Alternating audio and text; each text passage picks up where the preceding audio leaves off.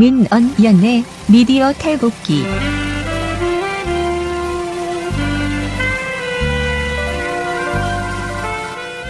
민언연의 미디어 탈곡기 299화를 시작하겠습니다. 예, 안녕하세요. 저는 민언연에서 사무처장을 맡고 있는 김원경입니다. 그리고 미디어 탈곡기의 이장입니다. 아직 오늘까지. 아, 그렇구나. 네. 저는 아직 오늘 마지막으로 부녀회장을 하고 있는 배나은 활동가입니다. 네. 자, 저희 공동체는 깨졌습니다. 오늘자로 깨집니다. 네, 예, 이제는 좀 세련된 새로운 공동체, 도심 공동체로 가려고 합니다. 세 번째 민언연 포럼이 열립니다. 이번 주제는 부동산 보도, 기사인가 광고인가입니다.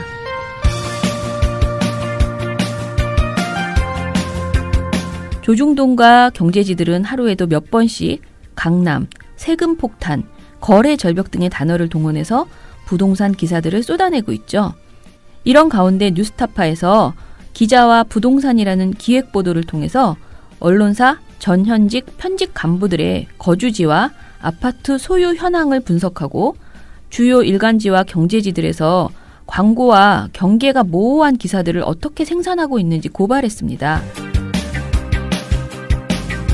민언연은 이에 착안하여 파리 부동산 대책 이후 조중동 그리고 경제지의 부동산 관련 보도를 분석했습니다. 이 결과를 가지고 이태경 헨리조지 사무처장이 나오셔서 그동안의 언론에서의 부동산 보도가 얼마나 엉망이었는지 전할 것이고요. 최영길 한국외대 교수가 파리 부동산 대책 이후에 주요 일간지 분석 결과를 이야기할 것이고요. 최경영 뉴스타파 기자가 본인의 기자와 부동산 보도에서 담지 못한 여러 가지 뒷이야기들을 함께 할 예정입니다. 이번 민언연 포럼은요. 토론자 없이 세 분의 발제자가 충실하게 자신의 이야기를 하고 그리고 많은 패널들이 함께 토론을 나눠보려고 합니다. 민언연 포럼은 7월 9일 월요일 오후 2시 민언연 교육공간 말에서 열립니다. 민언연 교육공간이 저희 사무실 바로 밑으로 이사 왔으니까요. 오셔서 민언연 사무실도 구경하시고 정말 좋은 알찬 포럼에 함께 하시기 바랍니다.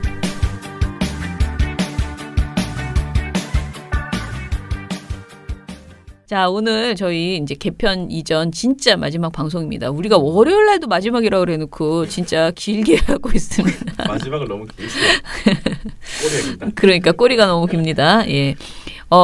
너무 바쁘고 그래서 저희가 오늘 후다다닥 관련된 내용을 전할게요. 일단은 미디어 스크랩은 오늘 그냥 패스하려고 하고요. 나쁜 보도 스크랩 하나와 그리고 저희가 지난주 금요일에 5월에 좋은 보도 시상식을 했습니다. 근데 시상식이 정말 다른 때보다 엄청 알찼거든요. 그래서 시상식 후기를 이봉 활동가가 정리를 했어요. 그래서 마지막으로 시상식 후기를 잠깐 들어보고요. 그리고 이전에는 배나은 활동가의 사실상 마지막 방송 모니터 보고서인 내용을 들어보도록 하겠습니다. 자, 빨리빨리 우리 전해봅시다.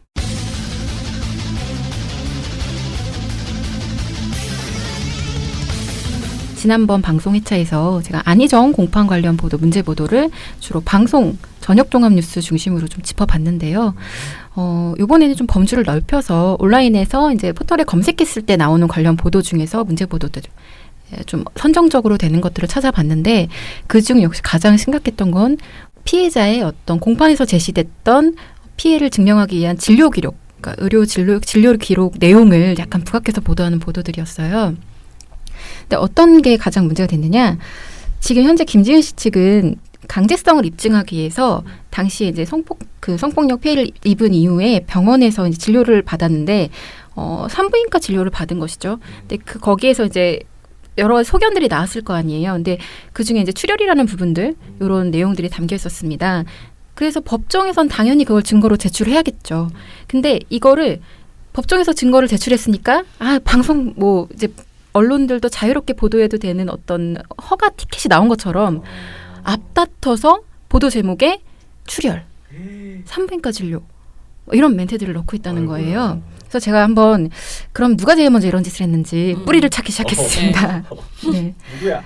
네이버의 기사를 송고한 시간 기준으로 봤을 때요. 진료 기록 내용을 가장 먼저 대중의 그 보도 내용으로 알린 매체는 SBS입니다. 네. 방송 보도는 아니고요. 온라인 기사인데 제목은 다른 거 이제 공방이 일어나고 있다라는 다른 VS 제목을 썼어요. 근데 보도 내용 안에 김 씨가 안전지사 성관계 후 비정상적 출혈이 있어 올해 2월 산부인과 진료에서 원치 않는 성관계에 의한 것이라는 진단서를 받은 사실이 났다고. 아예 그렇게 쭉 서서 이야기를 해줍니다. 그래서 사실 이런 기사가 나오면 제일 먼저 의심하는 건 연합뉴스거든요. 연합뉴스가 이런 짓을 하면은 딴 데가 이제 받아쓰기 마련이잖아요. 그래서 연합뉴스가 먼저 하지 않았을까 해서 계속 찾아봤는데 아니더라고요. 연합뉴스의 종합 SBS 보도 이후 3시간이 지난 다음에 연합뉴스는 관련된 종합 첫 번째 기사를 내놔요. 근데 거기에는 SBS에 나온 내용이 그대로 복붙되어서 붙여져 있었고요. 혹시나 해서 연합뉴스가 이제 회원사들한테 제공하는 프리미엄이라는 서비스가 있어요. 근데 거기에는 혹시 몇 시간 전에 회원사들한테 이 내용을 뿌려서 SBS가 쓴 게 아닐까 해서 그 프리미엄도 부탁해서 확인을 해봤는데 아니에요. 2보, 그러니까 종합 이전에 나온 다른 그 관련 보도에는요. 이 내용은 없어요. 진료 기록 요 내용은 다 빠져 있는데 마지막 완성된 종합 기사, SBS 보도 이후에 나오는 종합 기사에만 그 내용이 추가되어 있었던 거죠. 그래서 범인은 SBS라고 말씀드릴 수 있겠고요. SBS가 이렇게 보도 내용으로 진료 기록 내용을 언급했던 최초 매체라면 네네. 보도 제목에 병원 기록이라는 걸 처음 쓴 매체는 이데일리예요. 네. 네. 그래서 보도 제목은 안희정 첫 재판서 검 원치 않는 성관계 명시 병원 기록 공개 이렇게 얘기를 합니다. 그리고 소제목으로 한 번 더 부각을 해줬고요. 네. 자, 그럼 이제 병원 기록이라는 언급을 넘어서 구체적으로 산부인과 진단서 이런 식으로까지 쓴 매체는 어디냐? 처음으로 쓴 데가 어디냐? 중앙일보입니다. 네. 중앙일보를 내가 본 것 같아 처음. 네. 중앙일보를. 네. 네. 근데 그게 제일 충격적인 제목인데. 네. 아직 그러니까. 충격 덜 받으셔야 될까요? 아직이에요? 계속 나오는데 중앙일보 제목은요. 안희정 첫 재판 김지은이 제출한 산부인과 진단서 N 이렇게 돼 있어요. 완전 낚시지 않아요? 네, 그러니까 클릭해라. 우리가 먼저 보여주겠다. 딱 이렇게 호기심 자극하는 제목이죠. 굉장히 나쁜 제목인데 요거 다음에 그러니까 중앙일보 기사가 나오니까 웃기게 월간조선이 비슷하게 또 써서 안희정 첫 재판 검찰과 김지은 측 산부인과 진단서 증거로 제출 뭐 이렇게 해서 또 연달아냅니다. 자, 그러면 한 걸음 더 나아가서 아예 성관계, 출혈, 산부인과 진단서라는 이 세 가지 키워드를 모두 제목에 넣은 곳이 있습니다. 바로 이어서 국민일보. 예상과 다르지 않죠? 안 빠지네. 네, 문제의 기사 제목은요. 원치 않는 성관계에 의한 출혈, 김지은 산부인과 진단서 들여다보니? 예요. 최악이죠. 할 수 있는 나쁜 짓은 다 했다고 생각하시면 되겠고요. 조선일보가 또 그러니까 앞에 중앙일보가 하니까 월간조선이 좀 흉내내서 썼잖아요. 국민일보가 이렇게 하니까 또 조선일보가 흉내내가지고 보도를 하는데 제목이 원치 않는 성관계로 출혈, 산부인과 진단서 제출한 김지은 씨. 이렇게 씁니다. 그러니까 조선은 한 템포는 늦지만 언제나 나쁜 짓은 애는 다 끼어있다. 이렇게 보시면 될 것 같아요. 근데 이 두 보도를 제목을 들어보시면 알겠지만 안희정 이름이 안 들어가고 김지은 씨 이름만 계속 말하고 있어요. 그러네. 그쵸. 이상하죠. 네. 그래서 이 외의 방송사, 뭐 신문사 이런 것들이 다 뭐 MBN, YTN, 국제신문, 서울신문, 여성신문 이런 것들까지 해서 기사나 본문에 김지은 씨 진료 기록 내용을 계속 언급하고 있다. 말씀드릴 수 있겠고요. 여성신문은 좀 낯설다. 네. 좀 문제가 있네요. 네, 그죠? 안 그래야 하는 매체인데 가장 대표적인 그렇게 좀 보도를 했고요. 자, 그럼 방송 보도, 영상 보도로 이런 내용들을 언급한 곳은 어디 있느냐? YTN, MBN, OBS.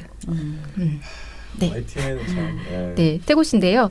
YTN 같은 경우에는 뉴스통이라는 프로그램에서 한번 이렇게 얘기를 하고 또 그 이후에 그 다른 방송 뉴스타워라는 또 다른 아침 방송에서 비슷한 얘기를 합니다. 그리고 MBN은요 7월 3일 뉴스 빅5에서 굉장히 이 얘기를 또 상세하게 전달을 해요. 네. 그러면서 이 날짜가 굉장히 중요하다. 어떤 날이냐? 2월 25일이 그 전날인 2월 25일이 김지은 비서가 얘기했던 마지막 성폭행이 있었던 날이다. 막 이러면서 전달을 하고요. 당연히 자료에 한번 띄었겠죠.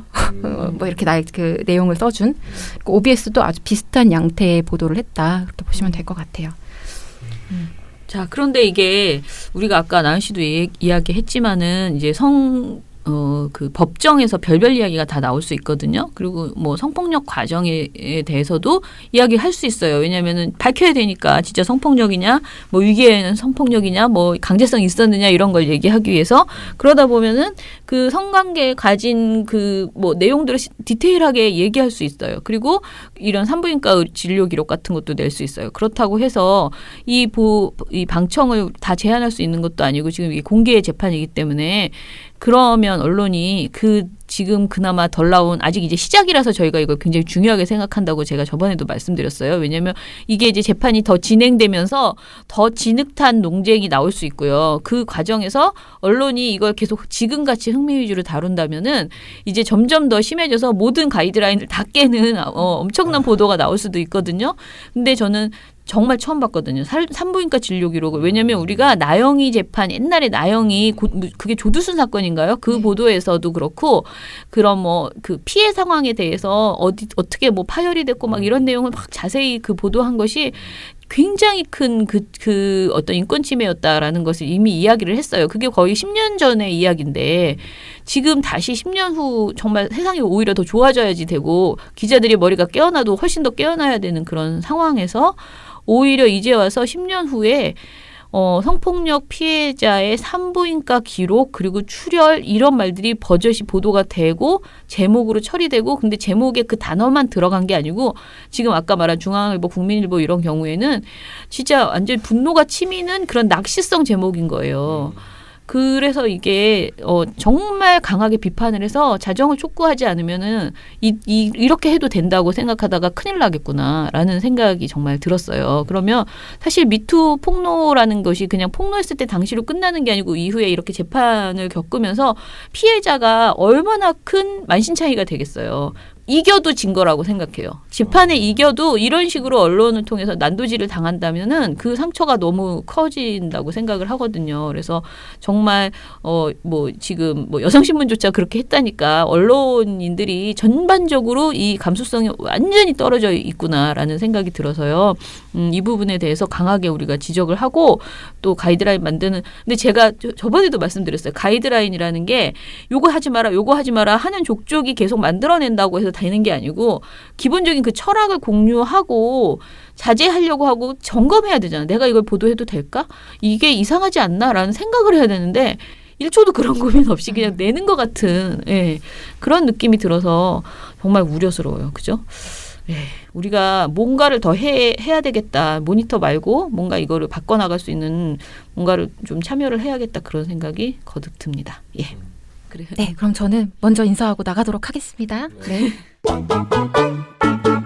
자, 이제 또 다른 얼굴이 들어왔습니다. 뉴페이스는 아니지만 인사해 주시기 바랍니다. 네, 청년회장 이봉우 돌아왔습니다. 청년회장으로서는 진짜 오늘 마지막이겠네요. 그렇죠, 마지막입니다. 아까 우리 마지막이다. 네. 마지막의 마지막. 정점을 찍네요. 네, 뭔가 권력을 잃어버린 것 같아서 상당히 아쉬운 감이 있습니다. 그 마지막 권력을 활용해서 마지막으로 쓴 그 보고서죠. 아니 보고서가 아니죠. 간담회 간단하게 좀 정리해 주시죠. 저희가 다음 주부터 이제 본격적으로 개편 방송을 해서 여러 가지 이제 소식을 하루하루 좀 이렇게 분리해서 전달해 드리는데 그 중에 사실 민원연 소식이라는 것도 있어요. 네.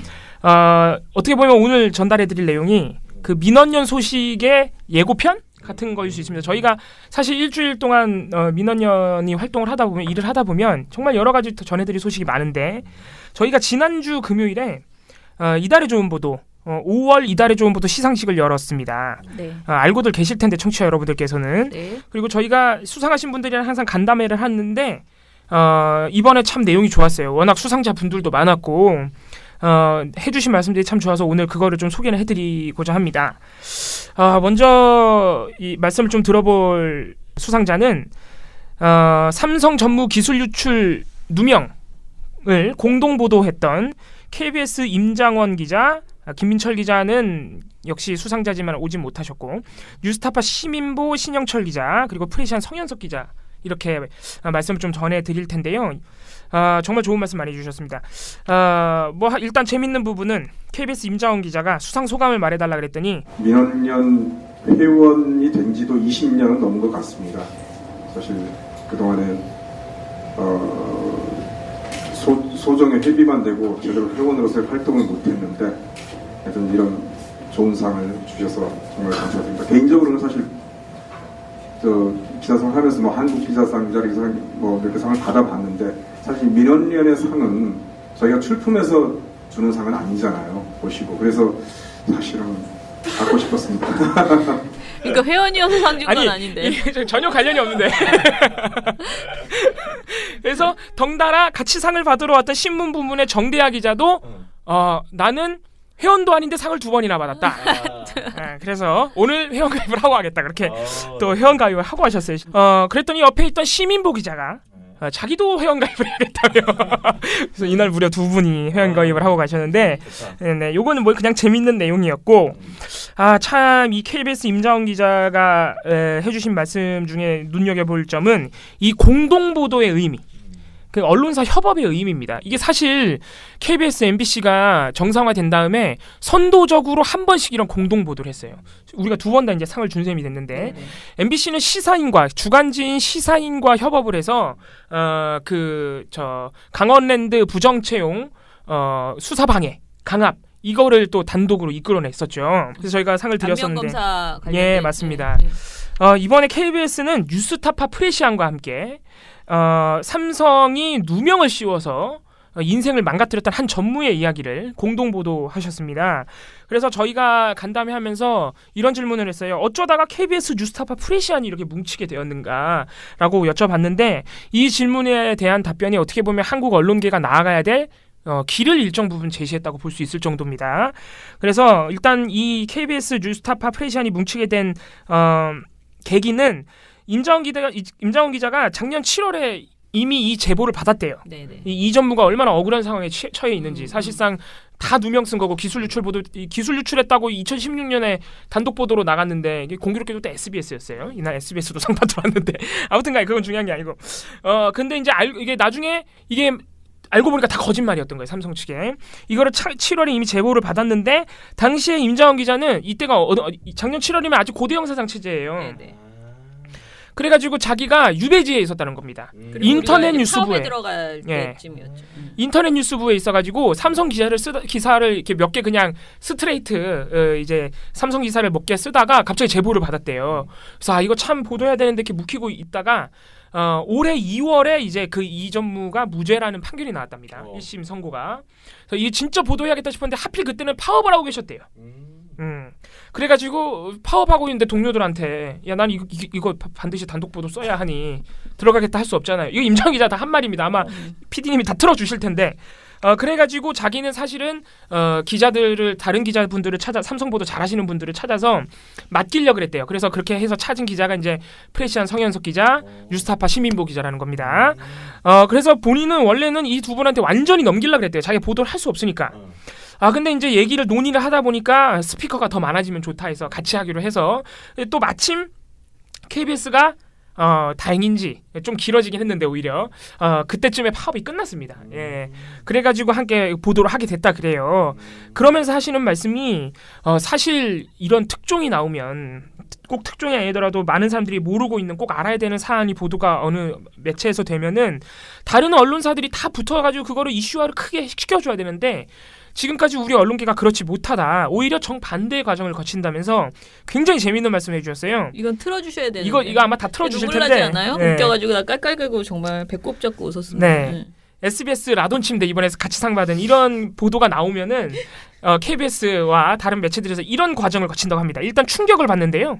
방금 SBS 이제 라돈 침대 같은 경우도 사실 언론이 이런 특종을 하면은 다른 언론이 같이 긍정적으로 보고 사실 의미 있는 아젠다라면 바로바로 키워내야 되는데 그게 사실 사회가 언론계 전체에 기대하는 것이겠죠.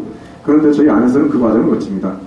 일단 충격, 경쟁방송사 뭔가 나왔어요. 충격.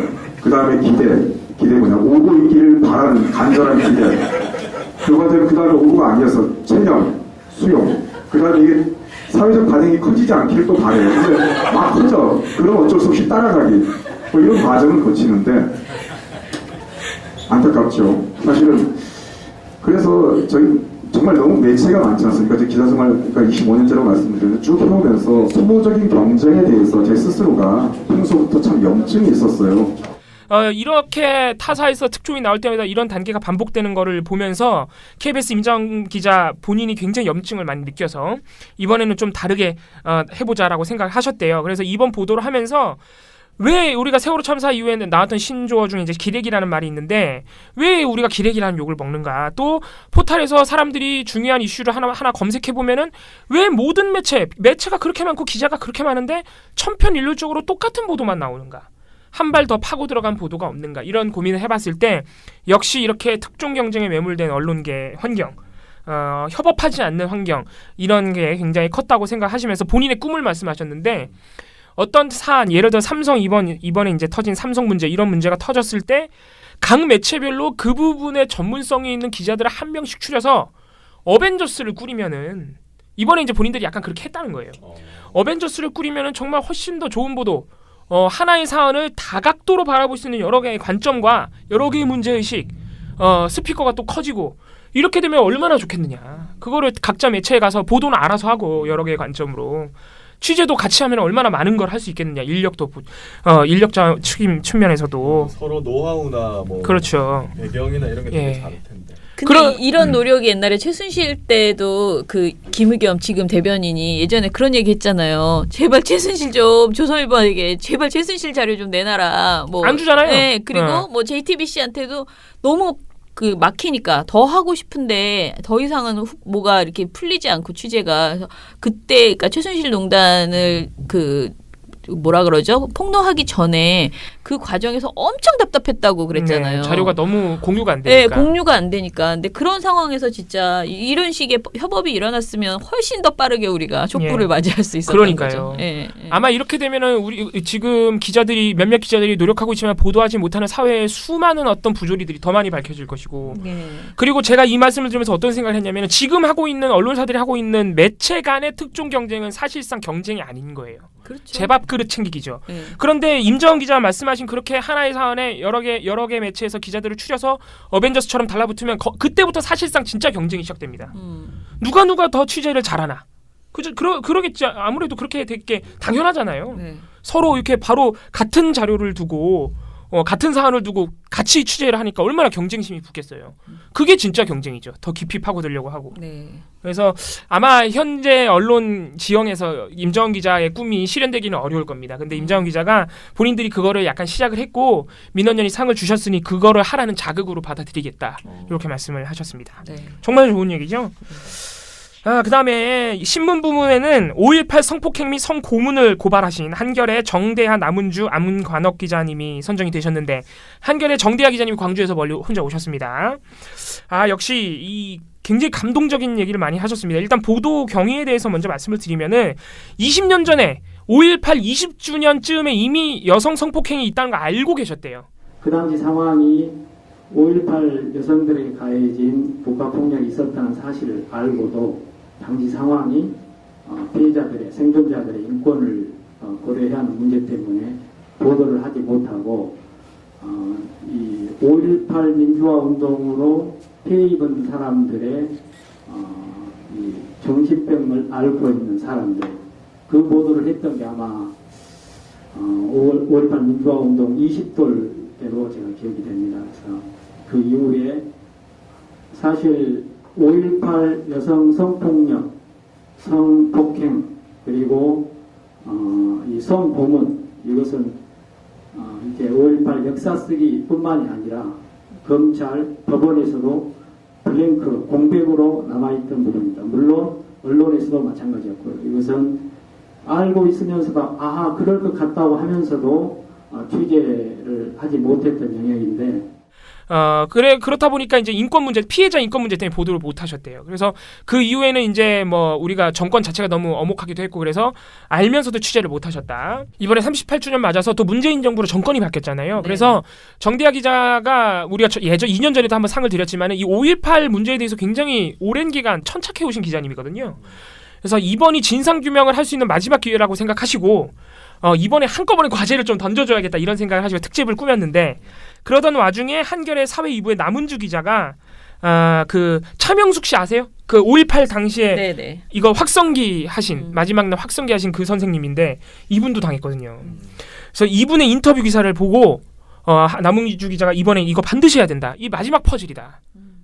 마지막 공백이다 말씀하셔서 이거를 보도를 하게 되셨다고 합니다. 여전히 마음은 무겁다고 하세요. 그 피해자 인권 문제가 여전히 걸려있기 때문에. 또 몇몇 시민분들은 이제 와서 그 아픈 과거를 들추어내면 도대체 뭐가 변하느냐 이렇게 말씀하신 시민들도 있어서 마음은 무겁지만 끝까지 보도를 해서 반드시 공백을 메꿔내겠다. 그리고 현재 정부가 추진하고 있는 진상규명위원회가 피해자 인권을 최대한 고려해서 피해가 가지 않도록 진상규명을 하고 책임자 처벌을 할 수 있도록 자기가 관심 있게 지켜보면서 보도하겠다고 약속을 하셨어요. 진짜 마지막에 본인이 약속을 드린다고 이렇게 말씀하셔서 참석하신 많은 분들이 감동을 했던. 근데 저는 그 차명숙 씨가 예전에 한 10년 전쯤에 보도에 그러니까 다큐멘터리에 한번 나온 적이 있었는데 제 그때 어떤 얘기를 했었냐면요. 저 얘기는 아니지만은 그 얘기를 하면서 너무 많이 우는 장면이 나왔는데요. 그 얘기를 하면서 그 10년 전이니까 어떻게 얘기했냐면은 화장실에 못 가게 해서 화장실에 못 가게 하는데 대소변을 해결해야 되잖아. 근데 보는 앞에서 맞아요. 화장실에 못 가게 하고 보는 앞에서 하라고 근데 그 얘기를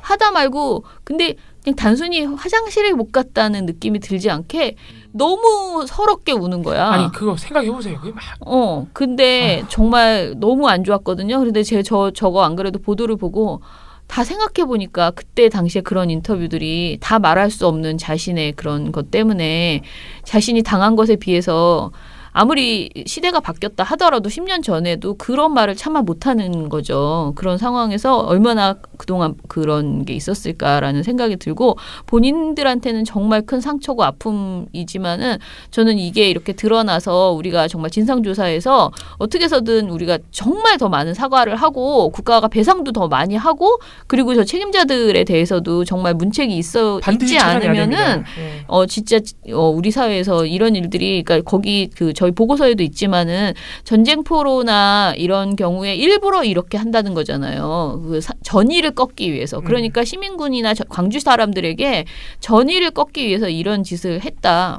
그러니까 지금 그냥 단순히 시민군을 진압하고 이런 차원을 넘어서서 완전히 그 이후에 광주 시민들의 입을 막기 위해서 겁박하는 거의 식으로 전쟁포로처럼 그렇게 대했다는 점에서 반드시 좀 제대로 발굴해내야 된다. 문재인 대통령이 약속을 하긴 했지만은 정말 의미 있는 보도이고 이런 약속을 끌어낸 것이 굉장히 좋았던 보도라고 생각을 해요. 분명히 책임자 처벌 이루어져야 됩니다. 그리고 지금 이게 가짜 뉴스가 있다는 거잖아요. 지금 개헌군이 그랬다라면서 햇소리하는 가짜 뉴스도 지금 돌고 있다는 거. 이 성폭력 보도가 나오니까, 그러니까 이거는 반드시 밝혀내야 되는 지금 상황인 거예요. 굉장히 진짜 분노 다 얘기하고 싶지 않네. 예. 아무튼 SBS 그것이 알고 싶다 못 본 분들 꼭 보시면은 진짜 분노가 치밀어 오릅니다.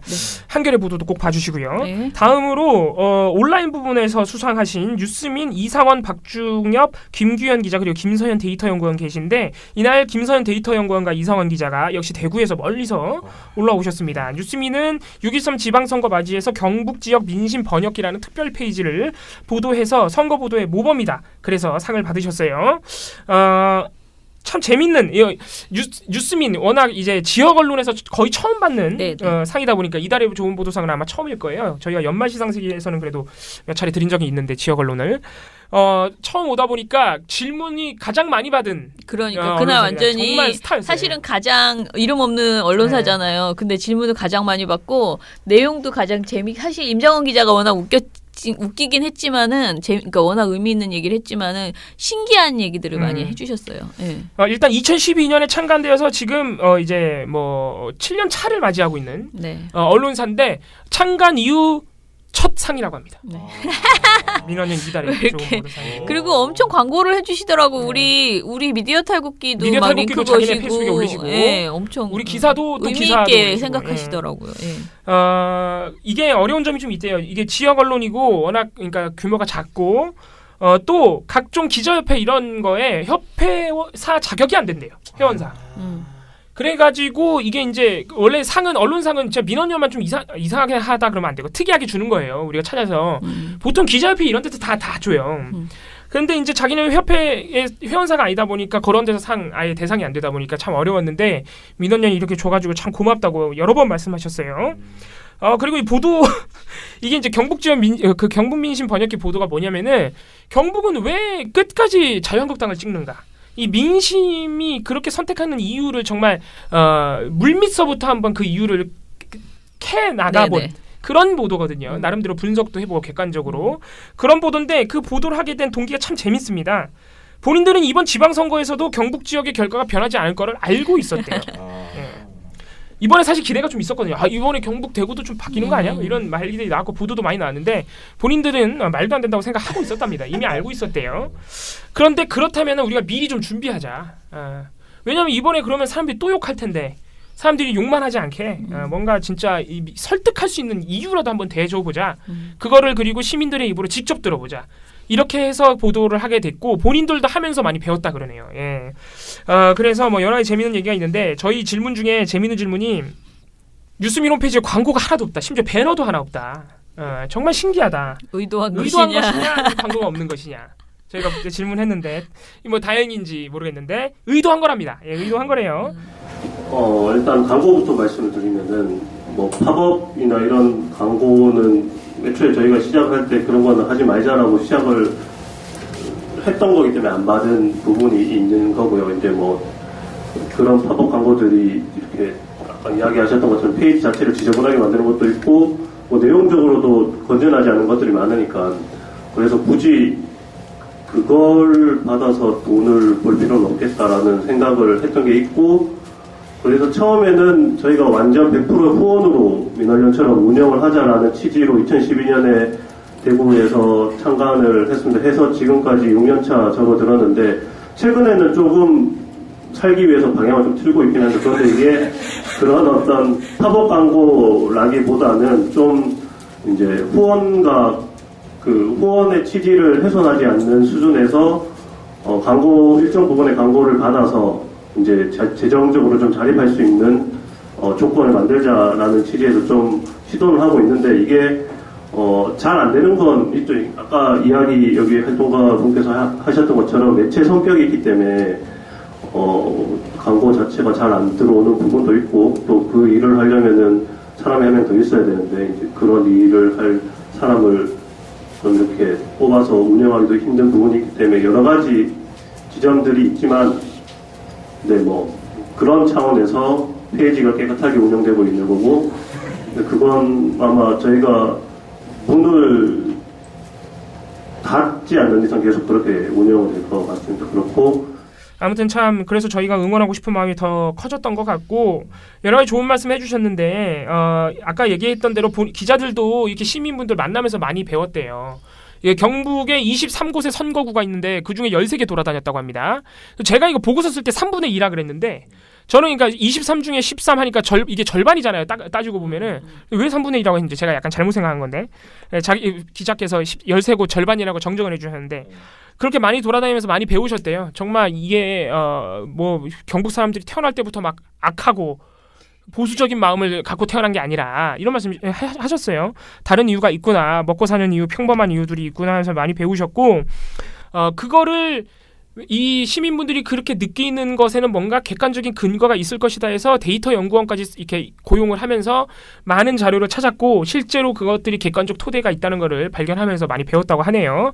욕하는 분들도 있었고 칭찬해 주신 분들도 있었는데 그게 다 하나같이 다 즐거웠다고 말씀을 해주셨습니다. 또 저희 마지막 질문에 뭐가 있었냐면 2년 뒤에 총선인데 그때도 이런 거 하실 것이냐 했더니 대답을 흔쾌히 못하셨습니다. 자신이 없죠. 자신이 그때까지 없어. 버틸지. 그때까지 버틸지. 아니 여러 가지 의미에서 저는 자신이 없을 것 같은데 만약에 일단, 저한테도 뭐 만약에 그렇게 어려우면 그 뭐 다음에도 이렇게 할 거냐 그러면 아니요 그럴 것 같은데 예. 일단 말씀하신 것 중에 저희가 이번에 경북 23곳 중에 13곳을 돌았는데 2년 뒤에 그걸 또 하라 그러면 가능할지 모르겠습니다라고 하셨어요. 그리고 그거보다 이제 어쨌든 간에 2년 뒤 총선에 대구 이번에 경북을 했으니까 대구만 딱 빼놓고 경북을 했으니까 이번에는 대구 2년 뒤에는 대구로 한번 가볼 계획은 있다고 합니다. 그러면서 망하지 않는 이상 가겠다고 하셨어요. 예. 아무튼 그래서 2년 뒤에도 한번 기대를 해보겠습니다. 자 마지막으로 방송 부분에 라돈 침대 보도와 하신 SBS 강청환, 강민우, 장세만, 정구희 기자가 선정되셨습니다. 이 시상식에는 정구희 기자 빼고 다 오셨고요. 강청환 기자가 대표로 말씀을 해주셨는데 여기도 진짜 주옥 같은 말들이 많이 있습니다. 일단 재밌는 부분이 이 보도를 하시면서 쓰레기 만두 파동 당시의 언론 보도가 생각났대요. 네. 왜냐하면 쓰레기 만두 파동이 굉장히 과장 보도, 왜곡 보도, 허위 보도가 많았어요. 그래서 아무 잘못을 한 게 없는 피해자를 많이 그렇죠. 했죠. 사실 이런 보도들이 네. 잘못하면 사람 잡는 보도거든요. 그러니까 이런 이제 걱정스러운 특정 보도거든요. 업체의 어떤 비리나 잘못을 고발하는 보도는 진짜 치밀해야 되죠. 네네. 이게 잘못 나가면 그 업주는 그냥 죽는 거니까. 그래서 그때 당시 쓰레기 만두 파동 당시 실제로 그런 업주들이 너무 많았어요. 실제로 그래서 몇 분이 자살하셨죠. 네네. 엄청 파동이 컸던, 그래서 언론에 대한 저 경각심이 굉장히 크게 일어났던 사건 중에 하나인데 본인이 이번에 이걸 취재하면서 그 생각을 많이 했대요. 그렇게 되면 안 되겠다. 그래서 더욱 열심히 공부했고, 왜냐하면 이게 또 과학적 지식이 필요한 보도라서 굉장히 열심히 공부하셨다고 합니다. 그래서 그런 생각을 많이 하셨는데 이게 재밌는 부분이 조선일보가 첫 보도, 그러니까 SBS가 라돈 침대 첫 보도를 5월 3일에 하고 딱 일주일 만에 그 원자력 안전위원회에서 1차 수사 결과를 발표했는데 그때 원안위가 약간 SBS 보도가 틀린 것처럼 발표를 했어요. 네. 그래서 그때 그 자료가 나오니까 조선일보가 곧바로 보도로 썼는데 뭐 SBS가 이제 법석던 뭐 라돈 침대 사실과 달라 이런 식으로 이제 보도를 한 거예요. 가판에선 그랬대요. 가판에선. 근데 실제 지면에서는 SBS 법석던만 뺐다 그러더라고요. 예. 그걸 보고 우리는 이제 이걸 보도를 보면서 조선일보 또 이러네. SBS가 잘 보도했네. 그냥 우리 독자들은 이런 거 넘어갈 수 있지만은. 근데 나는 처음에 조선일보가 조선일보가 더 맞지 않을까. 왜냐면 제가 아까 말한 그 쓰레기 만두 파동 때처럼 SBS가 잘못한 거 아닐까 그런 걱정이 너무 오버한 거 아닐까. 네네 그런 걱정이 너무 많이 들었어요. 그래서 그 원안위에 다니는 언니한테도 막 뭐야 막 계속 너무 걱정스러워가지고 전화하셨어요? 근데 다행히 이게 이렇게 밝혀져서 그러니까 제가 뭐 SBS 편을 드는 게 아니고 어찌됐든 이렇게 특정 업자가 그냥 억울하게 날아가는 건 아닌 경우가 된 거잖아요. 국민을 위해서 굉장히 유익한 정보가 된 거잖아요. 그 굉장히 좋죠. 네, 다행이었어요. 네, 저는 이제 조선일보 보도를 먼저 본 게 아니라 그 다음 날 나온 SBS의 반박 보도를 봤어요. 그래요? 그걸 보면서 조선일보 또 저랬나 막 이런 생각을 했었던 건데 보니까 SBS 기자 이 보도를 하신 기자분들은 우리가 예상하는 것보다 훨씬 더 스트레스가 컸던 모양이에요. 말씀하시는 거 보니까.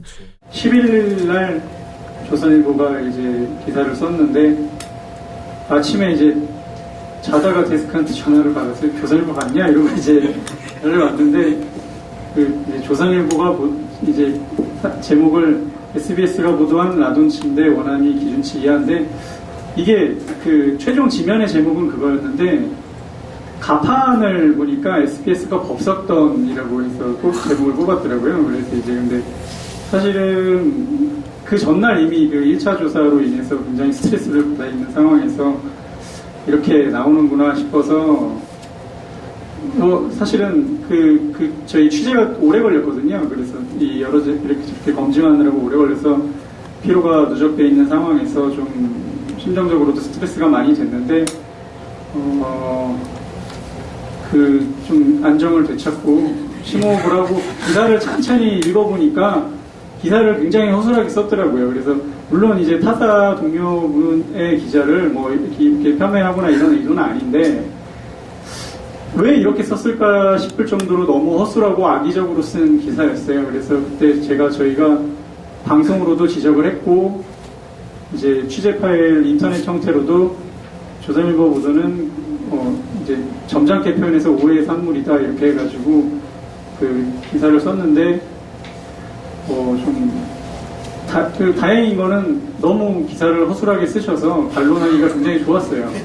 그러니까 전혀 이 개념을 이해하지 못하면 이해하고 있으면 이렇게 쓸 수가 없는 기사를 썼고 그랬기 때문에 이렇게 기사를 썼고 뭐 그 이후에는 공방까지는 아니고 워낙 명백하게 저희가 그렇게 기사를 썼고 그리고 며칠 안 돼서 또 원안위에서 2차 조사 결과가 나왔기 때문에 사실은 더 이상 이론의 여지가 없이 된 것 같고요. 그리고 또 뭐 조선일보에서도 이후의 기사는 얌전하게 나오더라고요. 그래서 사실은 저 회사 안에서 저보다 오히려 더 분노한 선배들이 많아서 이 방송 출연을 하는데 조선일보를 들고 나가서 얘기를 해라. 원중이에 어떻게 해야 되는 거 아니냐 이런 말씀을 많이 하셨는데 저는 오히려 부담이 됐어요. 그래서 재밌는 이 언론사 내부도 참 얘기 들어보면 재밌어요. 우리 간담회 많이 오셔야 돼 진짜 우리 청취자 여러분들이. 재밌다. 재밌어요. 재밌다. 예. 아무튼 그래서 조선일보는 이렇게 한번 밟아줬고 또 그 다음에 2차 조사 결과가 나왔는데 그때는 SBS가 맞다는 게 이제 확실히 드러났죠. 그렇죠. 그래서 이제 전량 수거해서 다 지금 후속 조치가 되고 있습니다. 이 조선일보 건을 겪으면서 느낀 점을 말해주는 부분이 사실 SBS 강청환 기자 소감의 하이라이트인데 이 일로 느낀 점이 이 우리가 기자들이 기레기라를 많은 듣는 여러 가지 이유 중에 하나가 이 기자들끼리의 상호 신뢰가 완전히 무너진 것도 한 가지 이유가 된다. 이런 거를 생각하셨대요. 뭐냐면은 사실 기자들끼리는 최소한의 신뢰가 있대요. 어떤 신뢰냐면은 설마 이 보도를 이렇게 취재해서 보도했겠어? 이거 이렇게 허술하진 않을 거야. 최소한 다른 기자의 보도로 볼 때 그렇게 보고 본다는 거죠. 그런 정상적으로 그렇죠. 했겠지. 최소한의 믿음이 있는데 조선일보가 이번에 그걸 완전히 깼다는 겁니다. 조선일보가 잘 알지도 못하면서 일단 까고 봤다는 그런 느낌이 들었다는 거죠. 그러면서 본인이 조선일보의 의중을 둘 중 하나라고 예상을 했대요. 하나는 SBS의 저널리즘을 완전히 너무 낮게 평가한 것이다. 그러니까 이게 이제 상호 신뢰에 깬 거죠. 두 번째는 그게 아니라면 이건 완전히 다른 뭔가 의도가 있는 것이다. 뭐 그 나는 의도는, 전자라고 생각하는데요. 네. 사실 우리가 많은 사람들이 SBS의 취재력이나 SBS 보도의 힘을 KBS나 MBC보다 얕잡아 본 것은 사실이에요. 많은 사람들이 보도 기자 수나 뭐 여러 가지 측면에서 부족했었죠. 그리고 SBS 보도가 그렇게 힘이 있지 않았었거든요. 근데 KBS, MBC가 10년 동안 굉장히 장악당하면서 무너졌잖아요. 그동안 가장 외상을 덜 받은 게 SBS고요. SBS는 차근차근 그 속에서 살아남아서 어떻게 보면 지금 지상파 3사 중에 최고의 지금 뉴스를 만들어내고 있거든요. 진짜 잘하죠. 예. 그런데 조선일보가 그거를 너무 얕잡아봤다. 저는 얕잡아봤다고 생각해요. 그러니까 저게 무슨 정치적인 그런 내용이라기보다는 사실은 얕잡아봐서 1차 원안이 나오니까 그냥 원안이 그거만 보고 믿은 거죠. 후다닥 그냥 쳐봤는데 망신을 당한 그런 상황이라고 저는 생각합니다. 예. 제대로 망신당해서 2차 조사 결과 발표 이후에는 SBS 강청환 기자 말을 빌리자면 제가 보고서에 쓰지 않았는데 조선일보가 뭐라 할까봐 보지도 않겠지만 조선일보가 얌전해졌다고 평가해 주셨습니다. 제가 보고서 일부러 안 썼어요. 아무튼 재미있는 일들인데 그러면서 저는 오히려 이 두 번째 가능성에도 뭔가 있다고 생각해요. 의혹 정치적으로 뭔가 정치적 의도가 아니고 뭔가 다른 의도. 그러니까 조선일보가 뭔가 다른 의도가 있다는 게 강청환 기자가 대진 침대로부터 뭔가를 받아서 그렇게까지 나가긴 좀 이거 강청환 기자 말씀하셨어요. 그 의도가 뭐냐고 말씀하셨냐면은 자기가 대진 침대 관계자를 만났는데 하루는 이런 말을 하더래요. 자꾸 다른 매체가 와서 피해 상황을 진술해 달라 그런다. SBS 때문에 문 닫게 생겼다는 말을 좀 해달라 이렇게 말했다는 거예요. 아하. 그러니까 이런 부분도 물론 이거 강청환 기자의 그 예상이고 추론이지만 이런 부분에서는 이제 뭔가 다른 의도가 있을 수 있다는 거죠. 아무튼 그래서 이런 기자들 간의 상호 신뢰가 무너지니까 당연히 양질의 보도가 안 나오고 양질의 보도를 해도 조선일보처럼 시답지 않은 이유로 공격이 나고 이게 어떻게 보면 아까 KBS 임정 기자가 얘기했던 그 쓸데없는 경쟁에 일맥상통하는 얘기죠. 이건 경쟁이 아닌가. 같이 죽자는 거지. 예. 그러니까 이런 어떤 언론계에 파다한 이런 어떤 잘못된 관행과 문화가 기자들 사이의 어떤 그 심리가 그동안 언론계를 좀 망쳐온 것이 아닌가. 이번에 특히 이런 얘기가 우연히 이렇게 두 기자분한테 나와가지고 정말 들을 만한 간담이었습니다. 네. 아무튼 재밌었습니다. 예, 그래서 SBS 기자도 마지막에 어떤 약속을 해주셨냐면 지금 준비하고 있는 부분 이미 나올 건 다 나왔대요. 그 라돈 침대 관련해서 더 이상 나올 건 없고 남은 것이 아직도 많은 피해자분들이 있대요. 정말 이제 말도 못할 피해자분들이 많이 있고 하나가 이거고 하나는 지금 학계에서는 이거를 장기 추적 연구해야 된다는 얘기가 나온대요. 왜냐하면 이게 방사능 물질이기 때문에 도대체 이 침대가 언제부터 발매가 됐고 그리고 그거에 계속 노출됐다면은 인체 피해가 어떻게 진행될 거 이게 장기 연구가 필요하다는 거예요. 그래서 SBS가 지금 준비하고 있는 부분은 그 장기 추적 연구 부분에 좀 더 무게를 실어서 하려고 준비를 하고 있다고 합니다. 왜냐하면 이 인체 피해 부분이 가습기 살균제 참사 이런 부분들하고 다 연결된대요. 장기 연구가. 그래서 그런 부분하고 엮어서 보도를 할 준비를 하고 있다 그러면서 보도를 하겠다고 또 약속을 해주셨습니다. 그러니까요.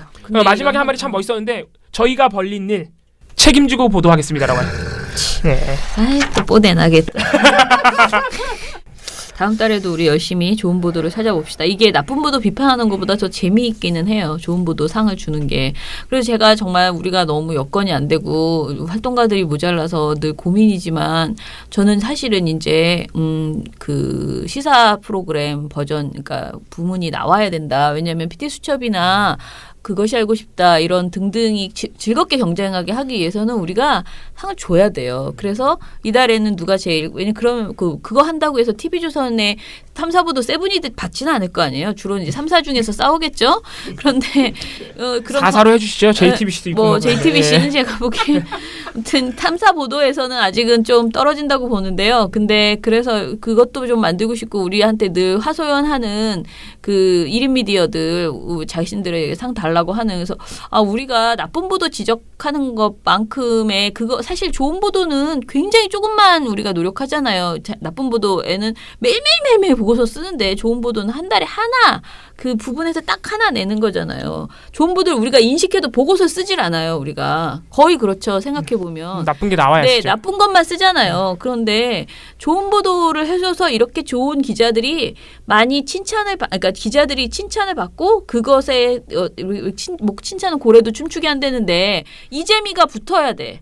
좋은 보도를 만들어서 받는 그 사회를 변화시키는 재미 있잖아. 그래야 기레기가 안 되거든요. 그래서 우리의 언론개혁 운동도 약간 뭐 당근같이 채찍이 있어야 되는데 우리가 너무 채찍만 휘두르는 게 있다라고 저는 생각을 하고 조금 더 저는 이 상을 솔직히 제가 만들었잖아요. 제가 2014년에 들어와서 만드셨어요. 보고서를 매달 우리가 제대로 쓸 수 없다면은 제일 나쁜 거하고 제일 좋은 거는 해주자라고 해서 이것만이라도 한 달에 하나만이라도 이걸 내자라고 해서 만들다가 이제 좀 그 상도 주자. 그냥 발표만 하지 말고 부르자. 뭐 이렇게 해서 이걸 시작을 한 건데 저는 이제 좀 여건이 됐으니 좋은 보도를 좀 분야별로 넓혀가는 것도 되게 필요하다라는 생각이 저는 아무튼 듭니다. 인력이 더 필요하겠군요. 그죠. 그런 인력은 확실히 그래서 제가 함부로 늘리지 않는 거예요. 왜냐하면 시작하면 줄일 수 없기 특히 때문에. 탐사보도 부문 신설하면 그것만 보는 분이 또 한 분 필요하기 때문에 그렇죠. 어렵습니다. 근데 탐사보도로 인해서 보도보다 그 탐사 프로그램으로 인해서 또 사회가 영향력을 받는 게 굉장히 많기 때문에 저는 지금 이게 늘어나고 있는 상황에서 격려해줘야 된다라는 생각을 계속 하고 있습니다. 자, 그러면은 우리 그 뿌듯한 우리 시상식 매달 언제죠? 매달 마지막 주 금요일 오후 2시입니다. 오후 2시에 민원연 3층에서 합니다. 그리고 못하면 페이스북 민원연 계정으로 생중계도 하고요. 유튜브로도 올릴 테니까 여러분 지금 듣다가 내가 직접 한번 보겠다 싶으시면은 꼭 유튜브 들어가서 찾아서 보시기 바랍니다. 7, 6, 5, 4, 3, 2, 1. You'll never have the sacred stone. Oh, this you crazy mother. 미령공태님 어제도 잘 들었습니다. 역시 시민방위래. 너무 웃기다. 시민방위는 지금 방심위를 능가하는군요. 그만큼 국민들은 잘 대변하는 시방이군요. 그러므로 방심위원장은 처장님이, 선임위원은 유민지 부장님이, 각 위원은 봉봉선임, 배나배나 포함한 전 현직 모니터 담당자들이 위촉되어야 합니다. 그래야 공정한 보도가 될 것 같네요. 그나저나 YTN은 충격이네요 하셨습니다. 그럼 YTN은 국민에게 책임지라고 이렇게 하셨어요. 아이고. 자, 레이니 칠세님 내용 참 좋네. 읽어보세요. 민원연의 책 읽기를 들으면 옛날에는 그랬구나 했습니다. 80년 광주의 일을 들으면 옛날에는 정말 무서운 세상이었구나 했는데 그러니까 그런 일들이 다 이렇게 테레비 보는 옛날 이야기라고 생각을 했는데 어제 JTBC 기무사 관련 뉴스를 보고 깜짝 놀라셨다고 촛불 때 공수부대 기계부대 심지어는 언론검열관까지 동원해서 여론 시민들을 이렇게 감시하려고 했고 또 심지어는 계엄령을 내리려고 했던 그 보도 보신 모양이에요. 민원연 책 읽기와 광주의 일은 더 이상 옛날 이야기가 아니라 지금 겪고서 현재일 수 있다고 느끼셨다고 하십니다. 레이니 칠세님 너무 웃긴 게 그 밑에 있는 두 개도 혹시 레이니 칠세님이 써놓고 삭제한 거 아닐까요? 그런 것 같아요. 그래놓고 자기가 본인이 뭐라고 썼냐면은 저녁에 미탈 듣고 글을 쓰고 나면 밤까지 그 몇 시간 사이에 또 일이 일어나서 또 댓글을 쓰고 술 취한 아저씨가 무슨 하소연하는 것 같아. 저도 죄송합니다. 아유, 괜찮습니다. 이제는 댓글은 밤에 한 번만 쓰려고 노력하겠습니다. 아니, 댓글 많이 써주시면 저희야 좋죠. 예. 아니에요. 여기서 많이 떠드세요. 저도 사실은 조금만 여유가 있으면 요거에다가 다 답을 달고 싶은데 못해서 그래서 방송에서 이렇게 말씀드리는데요. 근데 레이니 다셔도 칠세님이 됩니다. 가만 보니까 진짜 언론을 많이 읽으시는 것 같아요. 정말 많이 뉴스 신문 다 읽으시는 것 같아요. 국민일보 얘기도 밑에 있어요 또. 국민일보 이것도 정말 모니터 같이 하고 싶은. 그러니까 이분을 우리 모니터 요원으로 위촉해야 되는 거 아니에요? 그러니까요. 우리 은경 씨처럼 뭔가 이렇게 능력 있는 분들이 제야의 숨은 고수들이 있습니다. 이런 분들이 저희에게 좀 도움을 주시기 바랍니다. 레니 치사님 혹시 언론 모니터 민원연과 함께 하실 의향이 있으시다면 02392-0181로 연락하셔서 문의하시면 되겠습니다. 자. 근데 이거 좀 의미심장한데 지금 YTN을 보면 최강욱 변호사님이 검찰을 향해 하신 비판처럼 더 이상 고쳐서 어떻게 해볼 수 있는 상황을 뛰어넘을까 걱정이 됩니다라고 하셨거든요. 근데 아무튼 저도 YTN이 좀 걱정이긴 한데 고쳐야 됩니다. 무조건 고쳐서 써야 됩니다. 거기 좋은 노동자들이 많거든요. 자, TNO님. 시골 가보면 청년회장이 보통 40-50대입니다. 처장님이 공중파 나오시다니 유유. 시방이 그러니까 영상 잘 들어보면 김미선 앵커가 비스트 언급할 때 트럼프가 한 번 타 부아 발음합니다. 아래 뉴스 깨물어야 하는 그 발음. 그 짧은 순간 적당한 외국어가 생각이 안 났거나 본능적으로 외국인 흉내 드립이거나 이게 외국인 흉내였을까요? 한 번 타 부아. TNO님이 시방위에도 매번 참여를 해주고 계세요. 제가 압니다. 제가.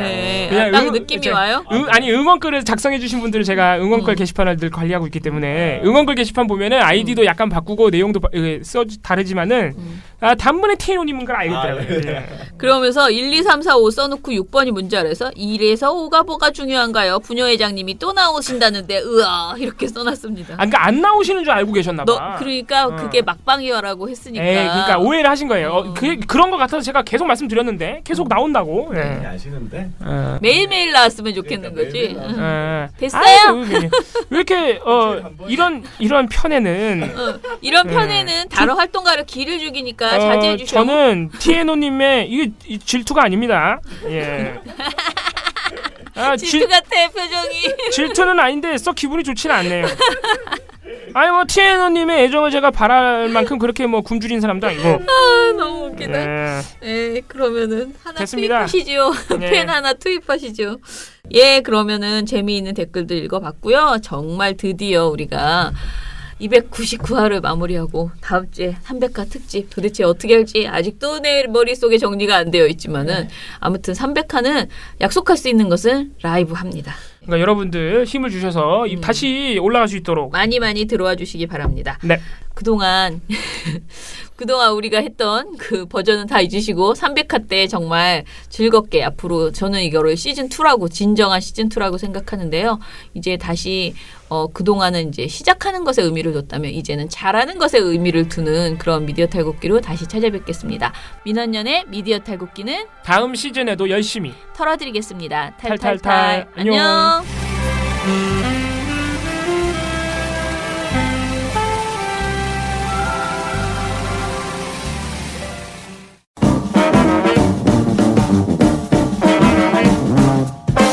여러분, 미디어 탈곡기 잘 들으셨나요?